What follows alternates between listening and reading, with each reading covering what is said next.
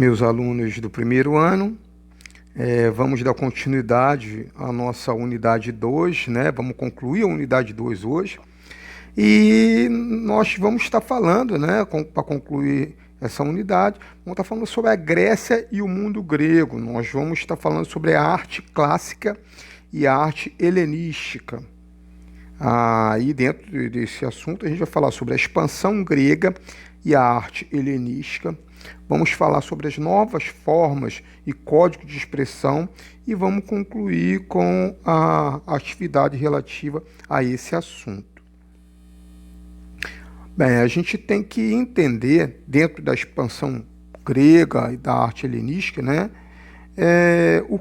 Primeiro vamos ver o que é o helenístico. Tá? O helenístico é um processo, tá? Foi um processo de contato e fusão da cultura grega com a cultura de locais dominados ou ocupados pelos gregos. A gente está falando de uma época que era muito comum essa expansão territorial, essa conquista de novas terras, com a intenção de aumentar os seus domínios, e com isso havia também um contato entre as culturas, a forma de fazer e fazer a arte, né?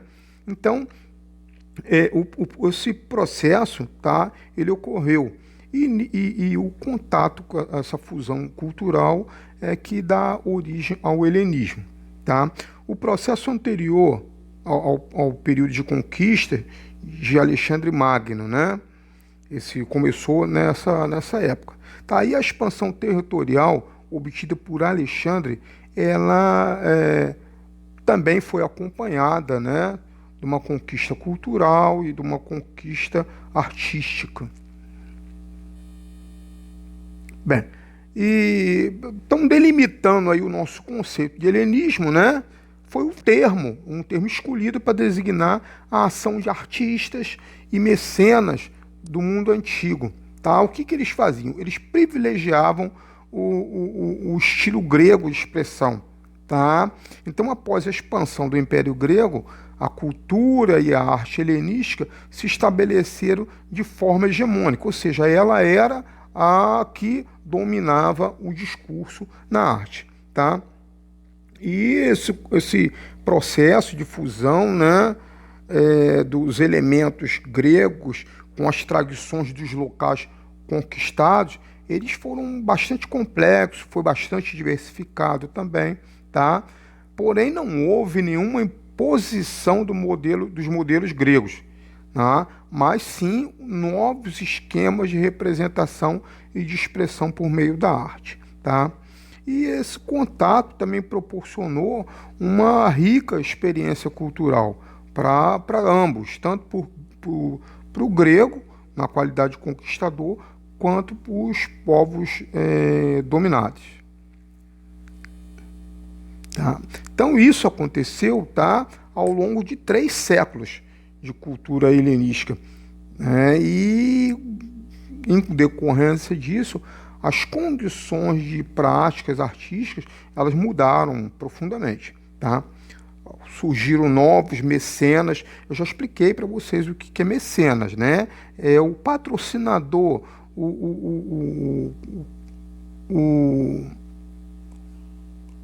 a pessoa que financia um artista e põe esse artista a seu serviço, né? Então, novos mecenas, novos patrocinadores estimularam o trabalho dos artistas. Também, nesse meio termo, surge o fenômeno do colecionismo. Isso levou o quê? Levou as pessoas a consumirem, a adquirirem mais produtos de arte.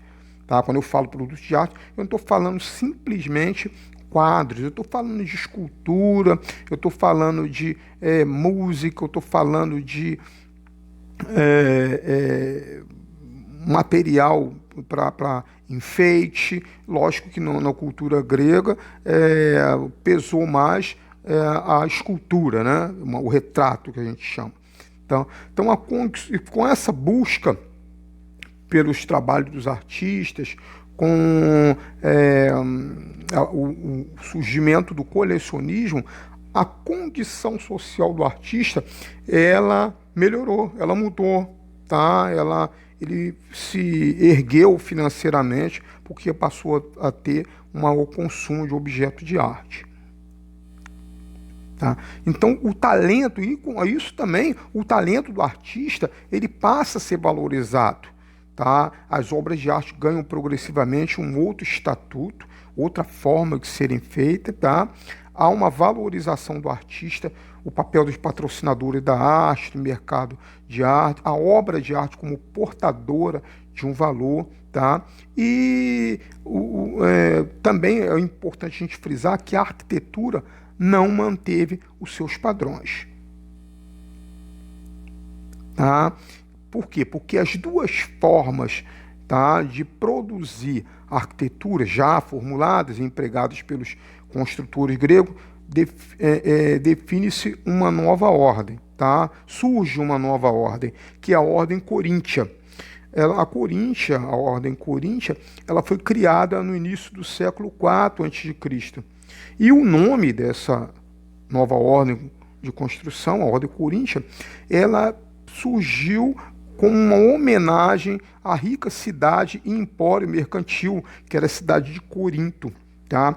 E o que mais caracterizava a construção arquitetônica no modo coríntio, né, era justamente o capitel, tá? Que era mais adornado com folhagens e acrescidas volutas jônicas. Então, o que é o capitel? O capitel é aquela parte de cima da coluna que vinha com um rebuscado bem bonito em forma de flores, em forma de um espiral. Tá? O término da coluna ele passou a vir mais trabalhado. Tá? Essa configuração mais rebuscada e mais luxuosa, né, que ela combinava com as construções erguidas das cidades do Oriente Próximo, à medida que eles foram efetuando novas conquistas e, com isso, erguendo novas construções, essa forma essa nova ordem passou a ser mais usada. Tá? Então, a arte helenística passou a expressar a tensão do confronto entre gregos e populações locais. Tá? Então, entende-se como outro não apenas os povos ou os indivíduos a eles pertencentes, tá? O outro, tá? Mas também a cultura. Tá? E o que acontece com essa...